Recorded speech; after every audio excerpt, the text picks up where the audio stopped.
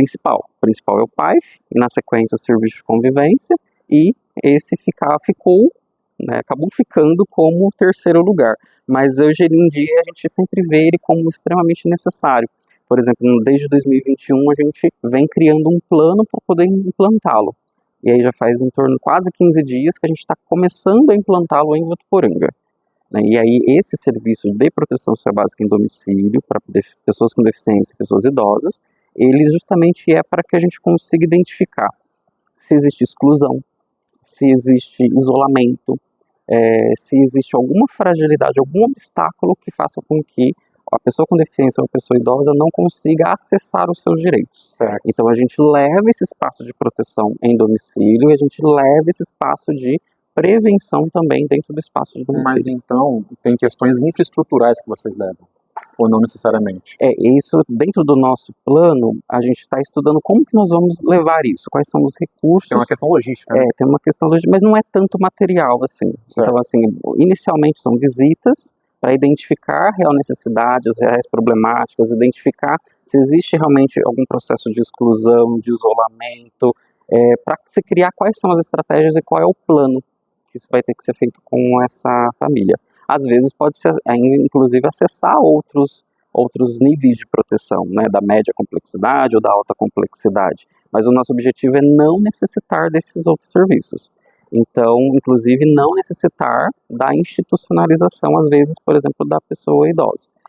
E, obviamente, que a parte de proteção é muito mais difícil e desafiadora do que os projetos e implantações de prevenção, ou estou equivocado?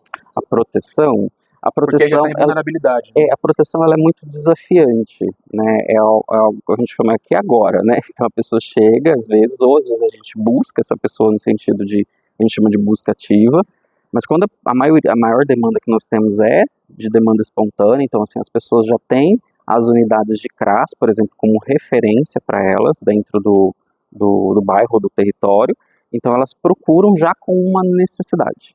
Né? Algumas dessas necessidades a gente já conhece, então a gente tenta criar algumas estratégias para prevenções. Então, por exemplo, ações comunitárias, são realizadas prevenções, a gente leva acesso à informação de direitos, a gente percebe muito ainda a ausência de informação ou informação qualificada, tem muito fake news também sobre o Sistema Único de Assistência Social, e isso impacta bastante na compreensão e no desenvolvimento do trabalho.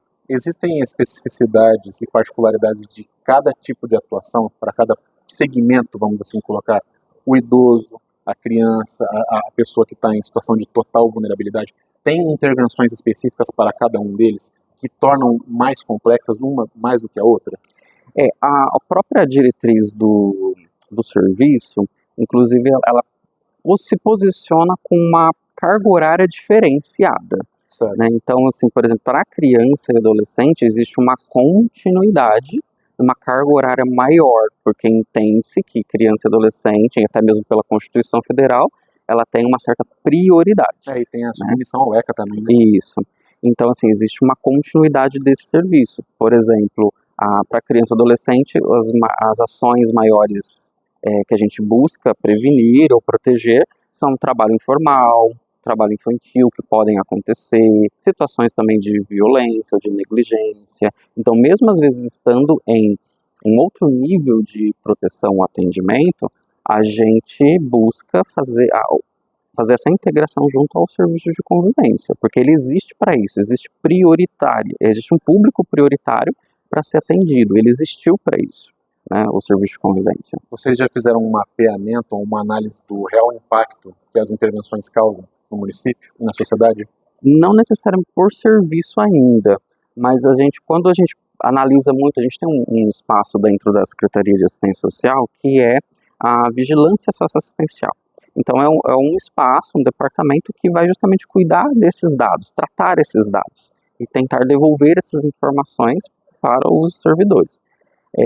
Se a gente analisa, por exemplo, um dado oficial que é do IBGE, da década de 90 para cá, quando você pega os gráficos, a gente percebe o avanço que teve da diminuição da vulnerabilidade. Então, ao existir efetivamente políticas públicas e o aumento dessas políticas públicas, em números a gente consegue visualizar essa qualidade que a oferta que é oferecida para a população.